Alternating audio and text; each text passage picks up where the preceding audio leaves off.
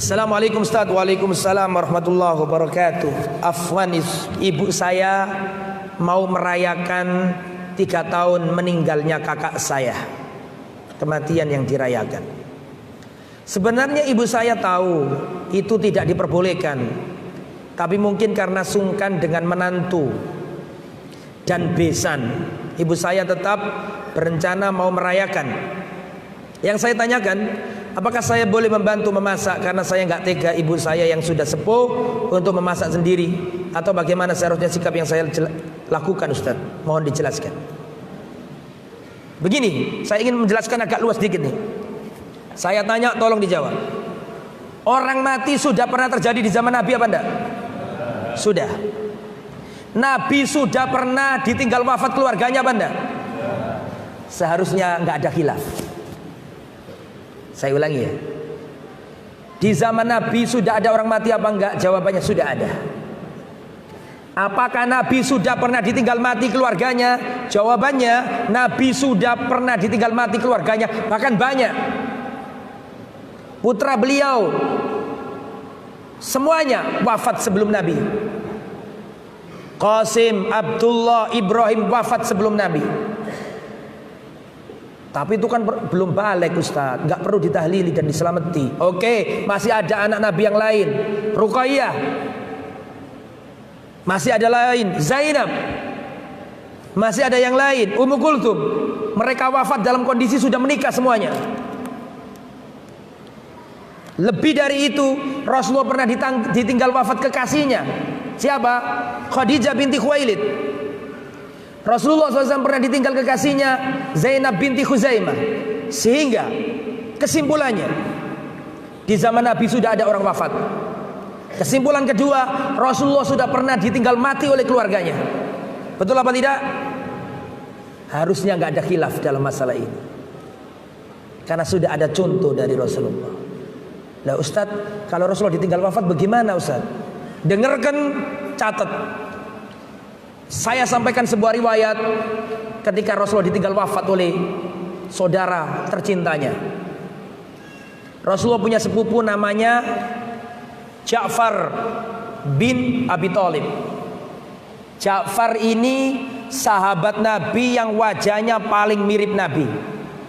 Antum kalau ditanya siapa sahabat Nabi yang wajahnya paling mirip Nabi, jawabannya Ja'far bin Abi Thalib. Ja'far ini yang awal-awal hijrah kemana? Habasyah. Waktu pulang-pulang Rasulullah sudah di Medina, nggak di Mekah lagi. Setelah kaum muslimin berhasil menumpas Khaybar. Khaybar itu dikuasai orang Yahudi, ditaklukkan sama kaum muslimin. Khaybar berhasil dibebaskan. Di saat itu Ja'far datang. Saking senangnya Nabi, sampai Nabi mengatakan, aku nggak tahu sebenarnya aku ini bahagia karena apa? Karena kemenangan Khaybar ataukah karena kedatangannya Ja'far? Paham maksud saya? Berarti Nabi senang nggak sama Ja'far? Berarti Nabi cinta nggak sama Ja'far? Cinta sangat luar biasa. Wajahnya mirip Nabi. Dalam perang Mu'tah Ja'far wafat. Ja'far wafat. Berarti kesimpulannya kan Rasulullah ditinggal mati orang yang ia cintai, betul apa enggak? Nah sekarang apa yang dilakukan Nabi? Ya ini yang harus dicatat. Dan tirulah nabimu. Ketika Ja'far wafat, apa yang dilakukan Nabi? Nabi berkata kepada para sahabat, Isna'u li ali Ja'far to'aman faqad atahum mayushiluhum. Sahabat-sahabatku, buatkan makanan untuk keluarganya Ja'far, karena telah datang kepadanya perkara yang menyibukkan mereka. Orang kalau ditinggal mati itu sibuk apa enggak?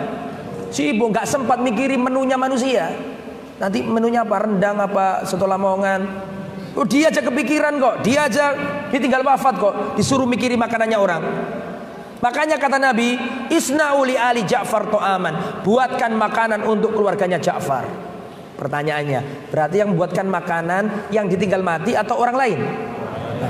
Catat itu. Apakah cukup di situ? Enggak. Rasulullah datang. Rasulullah mendatangi keluarganya Ja'far. Istrinya Ja'far adalah Asma binti Umais.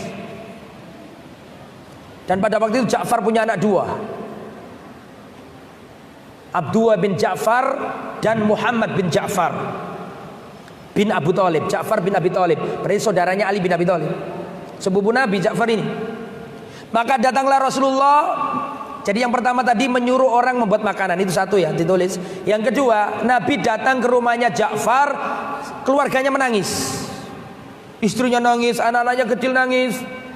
Nabi mengatakan, la tabku ala akhi ba'dal yaum, jangan kalian tangisi lagi saudaraku setelah hari ini. Stop, jangan bersedih lagi. Berarti ditarik poin kedua, yang dilakukan Nabi adalah mendatangi rumah duka dan menghiburnya, bertakziah. Itu nomor dua, catat. Betul apa enggak? Apakah cukup di situ? Enggak. Apa yang dilakukan Nabi? Nabi berkata kepada orang-orang di rumah itu, mana anaknya Ja'far?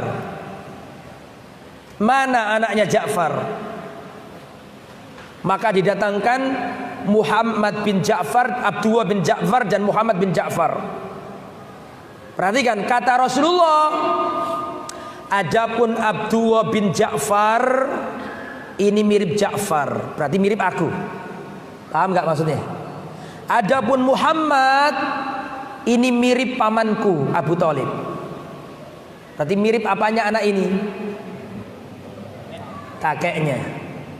Setelah itu Rasulullah menyuruh seseorang tukang pangkas, tolong dipangkas rambutnya anak ini. Berarti kan diapakan maksudnya? Maksudnya berarti itu mengurus anak yatimnya. Berarti di situ poinnya adalah mengurus anak yatimnya, merawat anak yatimnya, membagusi apa yang nggak bagus dari anak yatim itu. Jelas ya? Setelah itu istrinya Ja'far datang ke Nabi nangis. Ya Rasulullah, anak-anakku bagaimana ini? Kata Rasulullah, apakah kau menangisi anak-anaknya Ja'far, sedangkan aku adalah wali dari anak-anak itu? Berarti apa kesimpulannya di situ? Mengkafil, membiayai dan merawat anak yatimnya. Logikanya itu, Pak. Anggaplah kita nggak pakai agama, sudah habis. Nggak pakai agama misalnya, kita pakai sosial saja. Kalau ada orang kena penyakit, kena kesulitan, kena musibah, harusnya orang yang nolong apa dia ngasih makan orang? Logika sosial ya. Kalau orang kena musibah itu dia bahkan ditolong. Agama itu simple, agama mudah, tidak ribet. Di desa itu Pak, kalau ada orang mati itu sedih, tapi setelah itu lebih sedih lagi, karena kalau nggak punya uang dia harus jual sapi, jual lahan untuk bisa nyelameti si mayit. Ini fakta loh, bukan katanya orang. Bukan wong desa, ngerti kejadian di desa itu. Sudah keluarganya pas-pasan ditinggal mati oleh keluarganya, bingung, harus diselamati, jual ini jual itu. Setelah itu dalam jangka dekat, berapa bulan keluarganya satu mati lagi, jualan lagi. Islam tidak sedolim itu. Agama yang mudah, yang enak, yang sesuai fitrah. Ada orang susah ditolong. Jelas ya? Jadi kematian sudah ada di zaman Nabi. Nabi ditinggal wafat sudah pernah. Maka contohlah yang dilakukan Nabi ketika ditinggal wafat oleh keluarganya. Para sahabat mengatakan, kunna na'uddu al-ijtima', kami menganggap kumpul-kumpul di rumah orang mati dan dihidang-hidangkan makanan minan niyaha, termasuk meratapi mayit. Yang ngomong siapa ini? Sahabat Nabi. Kunna na'uddu al-ijtima' inda ahlil mayyit. Kami menganggap, kami para sahabat Nabi mengkategorikan, menganggap kumpul-kumpul di rumah orang mati sambil dihidangkan makanan minan niyaha, termasuk meratapi mayit. Dan antum tahu nggak bahaya meratapi mayit? Dengarkan.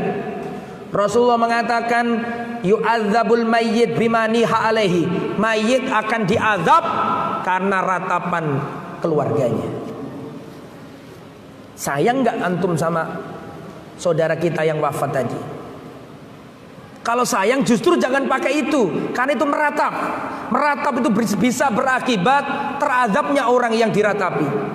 Nabi yang ngomong, hadis Muslim, Bukhari. Yu'adzabul mayyit bimaniha alai, mayit akan diazab karena ratapan keluarganya. Dan salah satu meratap menurut tafsirnya sahabat adalah kumpul-kumpul di rumah orang mati sambil dihidangkan makanan. Anda sayang, kalau sayang jangan lakukan.